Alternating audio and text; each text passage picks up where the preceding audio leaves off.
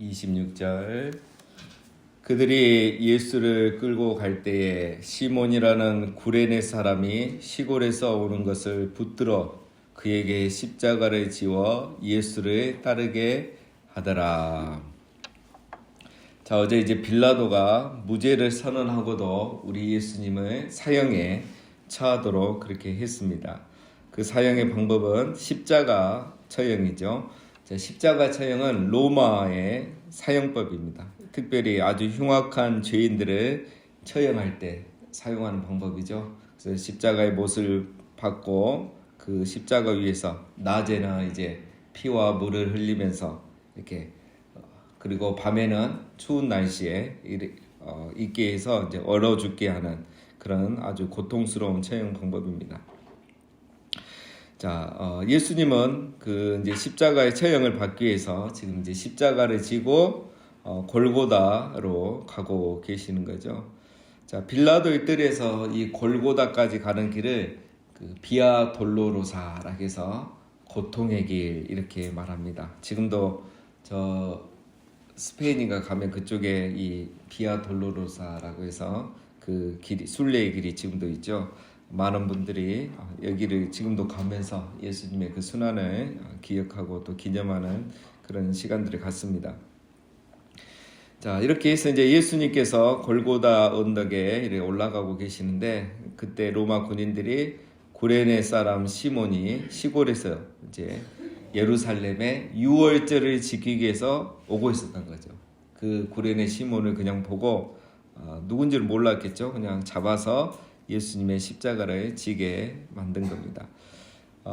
왜 갑자기 군인들이 이렇게 했을까? 예수님을 배려한 것은 아닙니다. 예수님은 지금 그 십자가를 지시기에는 체력이 이제 완전히 바닥난 상태죠. 왜냐하면 예수님이 이제 그 전날 잡히시기 전날 제자들하고 유월절을 보내시고 또 겟세마네 동산에서 기도하시고 이제 잡히셔서 밤새 가야바와 안나스에게 신문받고 재판받고 또 아침에는 빌라도에게 끌려가서 재판받고 또 헤로드에게 끌려가서 재판받고 다시 빌라도에게 와서 재판받고 그리고 이제 채찍에 오늘 이제 누가복음에는 이 내용이 나오지 않는데 채찍에 맞으시고 십자가를 이렇게 이제 지고 이 오르막길을 올라가는 거예요. 그러니까 예수님은 밤새 한숨도 주무시지 못한 데다가 채찍까지 맞으셨으니까 체력이 이제 다 이렇게 소모된 상태죠. 그러니까 아마도 이제 예수님이 이렇게 십자가 지고 가다가 자꾸 쓰러지고 넘어지고 이러니까 이제 군인들은 빨리 이걸 집행하고 싶겠죠. 그래서 옆에 있는 구레네 시몬을 이렇게 십자가를 대신 지게 한 겁니다. 이 구레네란 말은 지금의 리비아입니다. 리비아. 북아프리카에 있죠. 그래서 이 시몬은 이 북아프리카로 아마도 이민을 가서 거기서 이제 살다가 6월절이 되면 모든 유대인들이 이제 이렇게 예루살렘에 와서 절기를 지킨다 했죠. 그래서 예루살렘의 절기를 지키기 위해서 온 거지 뭐 예수님을 믿고 십자가를 이렇게 대신 져주려는 그런 믿음으로 한 건 절대 아닙니다.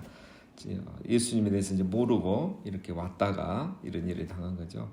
그래서 구레네 시몬은 사실 처음에는 신앙이 없었다고 보는 게 맞고요. 자, 그런데 나중에는 과연 어떻게 됐을까 했을 때 구레네 시몬은 나중에는 신앙을 갖게 됩니다. 자, 우리가 이제 몇 가지로 이렇게 추적해 갈 수 있는데 마가복음에 이제 이 동일한 말씀을 마가가 기록할 때는 이렇게 돼 있어요. 마침 15장에 보면 마침 알렉산더와 루포의 아버지인 구레네 사람 시몬이 시골로부터 와서 지나가는데 그들이 그를 억지로 같이 가게 하여 예수의 십자가를 지우고 그러니까 여기서는 뭐라고 하냐면 알렉산더와 루포의 아버지 구레네 사람 시몬 그러니까 시몬의 아들이 이제 알렉산더 루포 자녀가 있단 말이죠. 자, 마가가 성경을 기록할 때는 예수님이 죽으신 지 이제 30년이 지난 뒤입니다. 그런데 나중에 보면 이제 바울이 로마에 편지를 보낼 때에 로마서 16장에 보면 또 이런 말씀이 있어요. 주 안에서 택하심을 입은 루포와 그의 어머니에게 문안하되 그의 어머니는 곧 내 어머니니라 이런 말이 있어요. 그 루포 같이 나오죠. 마가복음에 루포가 나오고 로마서 16장에 루포가 나와요. 루포의 아버지가 구레네 시몬이고 루포의 어머니가 또 이 바울이 자기 어머니처럼 생각한 사람이 루포의 어머니라는 거예요. 자, 그러면 이제 이게 퍼즐이 맞아지죠. 구레네 시몬이 신앙이 없었는데 그 십자가를 지고 가면서 예수님을 보고 십자가에 죽으신 그 예수님을 또 보면서 구레네 시몬이 예수님을 믿게 된 거예요. 복음을 경험하게 된 거예요. 그래서 자기 고향으로 이제 구레네 이 리비아로 돌아가서는 이 아내와 자기 자녀들에게 복음을 전했던 겁니다. 그래서 마가가 30년 뒤에 알렉산더와 루포의 아버지 구레네 시몬 하면은 그 이미 알렉산더와 루포는 신앙이 좋은 사람으로 달려졌던 거예요. 초대교회에서는. 그리고 그의 어머니는 바울이 자기 어머니처럼 생각할 정도로 신앙이 좋은 사람이 된 거죠. 자, 이걸 보면은 시몬이 여기에서 복음을 경험했다라는 것을 우리가 추적해 갈 수가 있습니다. 시몬은 어떻게 보면 이제 억지로 십자가를 진 거죠. 자원해서 진 건 아니고 뭐 군인들이 시키니까 어쩔 수 없이 진 건데 그렇게 하다가 예수님을 믿게 되는 이런 복을 받게 됩니다. 그래서 십자가는 좋은 거예요. 자원해서 져도 좋고 억지로 져도 지다 보면 신앙이 생겨요. 그래서 우리가 봉사도 마찬가지입니다. 이 봉사도 이제 십자가 중에 하나인데 신앙이 있어서 십자가를 지고 봉사하는 것도 좋고 또 신앙이 좀 없지만 이렇게 성실하고 이렇게 이러신 분들은 봉사를 이렇게 같이 하다 보면 그런 분들이 나중에 봉사하다가 신앙이 생겨요. 신앙이 안 생기겠습니까? 매주 예를 들면 찬양대를 막 하면은 그 좋은 찬양을 듣기만 해도 은혜가 되는데 매주 부른다고 해보세요. 부르기만 합니까? 저희 교회는 찬양대 연습이 얼마나 열심히 하십니까?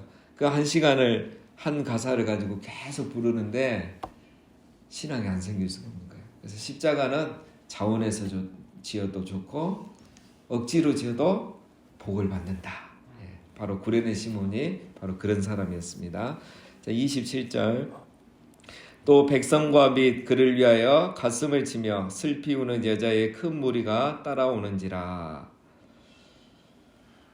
자, 많은 백성들과 이제 여자분들이 이제 슬피 울며 예수님을 따라왔다 이렇게 하죠. 자, 이 사람들은 예수님 재판 받을 때 십자가에 못 박으라고 말한 사람들은 당연히 아니겠죠. 자, 그런데 여기 이제 백성들이라고 하면 되는데 가슴을 치며 슬피 우는 여자의 큰 무리다 해서 이제 여자의 큰 무리를 따로 말하고 있죠. 자, 이분들은 과연 누구인가? 28절에 보면은 이제 알 수 있죠. 28절에 예수님이 예루살렘의 딸들아 이렇게 말하죠. 그러니까 이 백성들 사이에 있는 이 여자의 큰 무리는 좀 다르다는 거예요. 지금 자, 누구냐면 우리가 이제 충분히 또 추적할 수 있습니다. 이제 예수님이 갈릴리에서 주로 사역을 하셨기 때문에 저 북쪽 갈릴리에서 많은 여자분들이 이제 예수님이 따랐을 거란 말이에요. 언제나 열심히시잖아요. 그러니까 이 마지막 예수님 가는 길을 따라온 분들도 있고 그분들은 이 백성 안에 있고 이렇게 누가가 따로 강조한 것은 이 사람들은 아마 이제 예수님을 이제 인격적으로 이렇게 영접하고 믿어서 드디어 우리 예수님이 우리의 죄를 위해서 십자가에 죽으시는구나 이것 때문에 우는 사람들은 아니고 야, 저 좋은 분, 저 선한 분 소문 들었는데 아무 죄도 없는 분이 이 고난을 당하고 십자가를 짓는 걸 보니까 마음이 아픈 거야. 그래서 이분들이 우는 거지 신앙 때문에 우는 건 아니었어요. 그래서 28절에 예수님 뭐라 하죠? 예수께서 돌이켜 그들을 향하여 이르시되 예루살렘의 딸들아 나를 위하여 울지 말고 너희와 너희의 자녀를 위하여 울라. 그들에게 말한 거죠. 여자의 큰 무리, 이 예루살렘의 딸들, 갈릴리에서부터 신앙으로 따라온 사람이 아니라 예수님 한 선지자가 죽는 걸 보고 불쌍히 여기서 우는 사람들에게 그렇게 말합니다. 예수님 왜 나를 위해 울지 말라고 할까요? 예수님은 지금 사명대로 가는 길이에요. 사명대로 가고 있는 것이지 불쌍한 남자가 아닙니다. 지금 예수님은 하나님이 정하시는 길을 가고 있고 영광스러운 길을 가고 있는 거예요. 잠시 후에 부활의 영광을 누릴 그 고난의 길을 잠깐 가는 거예요. 하나님이 기뻐하시는 길을 가고 있는 겁니다. 그러니까 이 여인들의 눈에는 불쌍해 보이지만 불쌍한 남자가 아니니까 나를 위해 울지 말고 너희와 너희 자녀를 위하여 울라. 왜 그럴까요? 나는 여기서 하나님 기뻐하시는 길을 가지만 40년 후면은 너희와 너희 자녀들은 멸망하게 된다. 예루살렘 멸망과 함께 다 진짜 심판을 받게 되니까 너와 너희의 자녀들을 위해서 울어라. 이렇게 말씀하신 거죠. 자세히 이제 설명하십니다. 29절. 보라, 날이 이르면 사람이 말하기를 잉태하지 못하는 이와 해산하지 못한 벼와 먹이지 못하는 젖이 복이 있다 하리라. 이 보라, 날이 이르면 무슨 날이죠? 예루살렘 멸망의 날. 40년 후에 이 성이 멸망하면 이때는 잉태하지 못한 여자와 해산하지 못한 여자와 젖을 먹이지 못한 여자, 즉 아이 없는 여자가 복이 있다라고 할 것이다. 왜 그러는가? 자, 보통 유대인들은 이제 아이 갖지 못한 여성, 임신하지 못한 것을 저주받았다 이렇게 생각을 합니다. 그런데 예수님은 지금 반대로 말하죠. 그날이 되면은 오히려 아이 낳지 못한 여인들이 더 복이 있단 말을 들을 것이다. 왜 그러겠습니까? 전쟁과 환란이 있는 고난의 때이기 때문에 이날은 차라리 애 없는 게 낫잖아요. 그래서 그 여인들이 복이 있다라고 할 것이다. 자, 이날이 얼마나 무서운 날이냐. 30절에 그때 사람들이 산들에 대하여 우리 위에 무너지라 하며 작은 산들에 대하여 우리를 덮으라 하리라. 얼마나 힘들고 고통스러우면 차라리 산이 우리 사람들 위에 무너져서 그냥 산사태 나서 그냥 다 죽어버리면 좋겠다. 그러니까 사람이 너무 힘들다 보면 그러잖아요. 차라리 죽어버리면 낫겠다. 그 정도로 고통스러운 때가 바로 예루살렘이 멸망하는 그날이다. 그렇기 때문에 그날은 아이 없는 여자가 오히려 복이 있다는 소리 들을 거고, 그렇기 때문에 이렇게 힘들기 때문에 너희들은 너희와 너희 자녀를 위해서 울지 마라. 나는 불쌍한 남자가 아니다. 이거죠. 31절에 푸른 나무에도 이같이 하거든 마른 나무에는 어떻게 되리요 하시니라. 자, 여기서 푸른 나무는 우리 예수님을 말하고 마른 나무는 그 예루살렘 그리고 세상을 말하는 거겠죠. 자, 이 말은 이제 그죠. 푸른 나무란 것은 우리 예수님을 가리키는데, 자, 예수님은 지금 죄가 없는 분이잖아요. 죄가 없는 예수님도 백성들의 죄를 대신 지었기 때문에 지금 고통받고 십자가에 이렇게 죽으시잖아요. 하나님이 이 예수님을 도와줍니까? 안 도와줍니까? 안 도와줘요. 왜냐하면 세상의 죄를 지고 가는 예수님이기 때문에 하나님이 예수님을 도와주지 않고 제자에게 배신당해도 놔두고 불의한 재판을 받아도 놔두고 억울한 일을 당해도 놔두고 채찍에 맞아도 그냥 놔두고 십자가를 지고 있어도 놔두고 십자가에 못 박혀 죽는데도 하나님이 못 본 척 하시는 거예요. 심지어 어느 정도입니까? 십자가에 못 박히고 자정이 되니까 3시간이 지나니까 정오가 되니까 하늘이 갑자기 캄캄해진 거예요. 이건 뭐겠습니까? 하나님이 예수님을 향해서 그냥 얼굴을 돌린 거예요. 외면했다는 거예요. 버렸다는 거예요. 마지막 구원의 희망이 없어지는 거죠. 그래서 예수님이 그 정오의 빛이 어두워지니까 그때 예수님 하셨던 말이 나의 하나님 나의 하나님 어찌하여 나를 버리셨나이까. 심판이라는 게 이렇게 무서운데 죄 없는 예수님도 세상 죄를 지고 가서 심판받는 거기 때문에 하나님이 은혜를 1도 안 베풀어 주는 거죠. 하물며 예수님이 이렇게 심판을 받아 죽었다면 마른 나무, 이 세상 예루살렘은 어떻게 되겠느냐? 하나님은 어떻게 심판하겠느냐? 그날에는 은혜를 1도 안 베풀어 준다는 거예요. 전혀 도와주지 않는다는 거예요. 예. 이들이 지금까지 쌓은 죄를 이제 그날은 벌받는 날이기 때문에 하나님이 은혜를 베풀어 주지 않는다는 거예요. 정말 무서운 날이 온다는 거예요. 그래서 나를 위해서 울 게 아니라 너희를 위해서 울어야 된다. 그래서 정말 여러분 이때 이제 그 주 65년에 이제 새로 총독이 부임하는데 이 총독이 성전에 가면 금이 많거든. 다 금으로 만들어졌잖아요. 그러니까 그 물건 하나를 훔쳐간 거예요. 유대인들에게는 이거는 완전히 뭐 사람 하나 죽인 것보다 더 큰 거예요. 그래서 유대인들이 매일 데모를 합니다. 이 총독을 향해서. 그래서 이제 로마에서 안 되겠다 해서 이거를 이제 폭동으로 이렇게 인식하는 거죠. 그래서 5년 뒤에 로마에서 티투스 디도 장군을 군대와 함께 보내가지고 성을 그냥 함락시켜버린 거예요. 그런 일이 정말 순식간에 일어난 거죠. 그래서 이때 이제 세 부류의 사람들이 있었습니다. 그 로마 군대가 포위를 하니까 예수님의 말씀을 기억해서 너희 성이 포위를 당하거든 어떻게 하랬어요? 산으로 도망가라 했잖아요.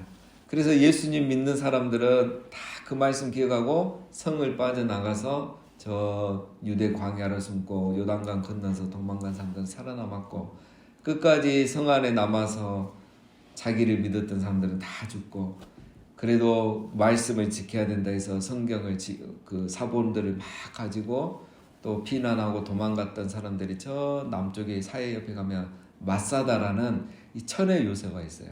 예, 이렇게 바닥 이렇게 그 광야 평평한 바다 그 광야의 사막에 이렇게 갑자기 쭉 올라서 기둥처럼 올라서 위에가 평평한 이 마사다라는 곳이 있어요. 천의 요새죠. 거기에 이 1000명이 남아서 끝까지 항쟁합니다. 하나님이 우리를 지켜주실 거라고. 그런데 똑같이 로마가 거기도 포위를 하죠. 그래서 이 사람들이 마지막에 그 유명 마사다 항쟁이라고 있습니다.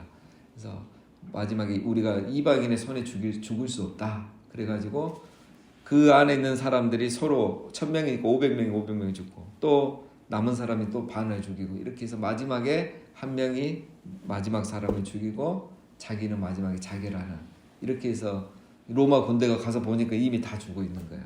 그 유명한 마사다 항쟁이 있습니다. 이렇게 해서 결국은 다 죽어요. 그래서 100만 명의 사람들이 이때 죽은 겁니다. 자, 이런 일들이 생기니까 나를 위해서 울지 말고 너희를 위해서 울라, 이렇게 하신 겁니다. 자, 32절, 또 다른 두 행악자도 사형을 받게 되어 예수와 함께 끌려가니라. 이 두 행악자는 이미 사형 선고 받은 사람들입니다. 그래서 근데 왜 예수님과 함께 지금 처형을 하는가? 이것도 이제 빌라도의 정치적 계산입니다. 예수님이 무죄하잖아요. 무죄하니까 괜히 예수님만 데리고 가면 이게 또 밀란이 일어날 수 있는 거예요, 지지자들에게. 그래서 이 강도들하고 같이 묶어서 해버리면서 똑같은 도둑놈, 똑같은 죄인 취급해서 이렇게 처형을 하는 겁니다. 이게 빌라도의 방식이죠. 예수님은 이것도 억울하죠.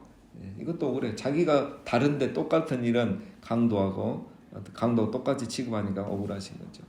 우리 예수님은 이런 것도 참으셨습니다. 자, 오늘 예수님께서 이제 하셨던 중요한 말씀, 나를 위해서 울지 말고 너희와 너희 자녀들을 위해서 울라. 왜냐? 푸른 나무에도 이 정도 했으면 마른 나무에는 어떻게 하겠느냐.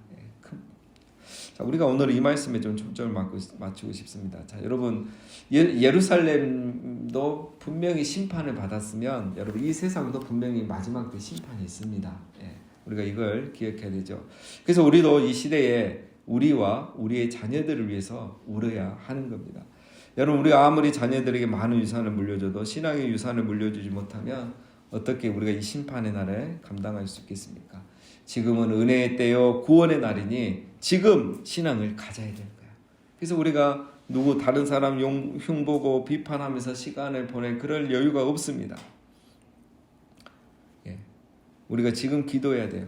지금 복음을 전하고 신앙의 유산을 남겨야 됩니다. 구레네 시몬은 십자가를 억지로 지고 가다가도 예수님을 보고 복음을 경험하죠. 그래서 유대교 신자였던 아내와 또 자녀들에게 복음을 전해서 신앙을 잘 전승시켰습니다.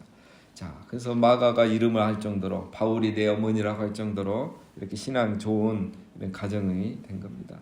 자, 우리 예수님은 우리를 위해서도 십자가를 졌지만 우리 자녀들과 또 우리 다음 세대와 우리 또 젊은 세대를 위해서 그들을 위해서도 십자가를 졌습니다. 그러나 여러분, 세상이 이렇게 급변해 가니까 이 신앙이 전승되고 계승되는 게 너무 힘든 거야. 그래서 가정에서조차도 이게 힘들어지고, 또 요즘은 이 코로나 때문에 신앙 교육이 또 제대로 안 되니까 훨씬 더 힘든 겁니다. 그래서 우리가 자녀들이 신앙 없다고 그들을 탓할 수만은 없습니다. 시대가 이런 거예요. 그래서 우리가 할 수 있는 일은 우리가 정말 그들을 위해서 울고 하나님께서 은혜를 부어주시도록, 그래서 우리 자녀들과 우리 다음 세대들이 정말 복음을 경험하고 하나님을 경험하고, 그래서 이 악하고 음란한 세대에 정말 믿음을 지키고 하나님 앞에 귀한 자녀들로 쓰임받을 수 있도록 우리 모두가 그들을 위해서 기도하면 좋겠습니다.